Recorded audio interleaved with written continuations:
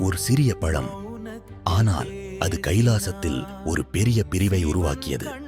சிவன் ஒரு நாள் ஒரு ஞானப்பழத்தை கொண்டு வந்தார். அதை யார் பெற வேண்டும் என்று ஒரு போட்டி வைத்தார். உலகத்தை முதலில் சுற்றி வருபவனே வெற்றி என்றார். உடனே முருகன் தனது மயிலில் ஏறி புறப்பட்டார். வேகம், நம்பிக்கை, வீரியம் அனைத்தும் அவரிடம் இருந்தது. ஆனால் கணேசன் ஓடவில்லை. அவர் தனது பெற்றோர்களை சுற்றி வந்தார். நீங்கள்தான் என் உலகம் என்றார். அந்த ஒரு நொடியில் சிவன் கணேசனை வெற்றியாளனாக அறிவித்தார். முருகன் திரும்பி வந்தபோது அவர் அதிர்ச்சியடைந்தார், கோபமடைந்தார், மனம் உடைந்தார்.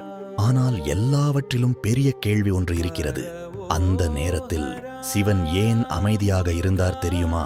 ஏனெனில் இது ஒரு போட்டி இல்லை, இது ஒரு பாடம். முருகன் உலகத்தை வெளியே தேடினார், ஆனால் சிவன் அவரை உள்ளே பார்க்கச் செய்தார். அதனால்தான் முருகன் கைலாசத்தை விட்டு சென்றார். ஆனால் தோல்வியுடன் அல்ல, ஞானத்துடன் பழனியில் அவர் உணர்ந்தார், நான் தான் அனைத்தும். அதனால்தான் சிவன் அந்த சண்டையில் பேசவில்லை. சில நேரங்களில் அமைதிதான் மிகப்பெரிய பதில். இன்னும் இப்படி மறைக்கப்பட்ட உண்மைகளை தெரிந்து கொள்ள இப்போதே சப்ஸ்கிரைப் பண்ணுங்கள்.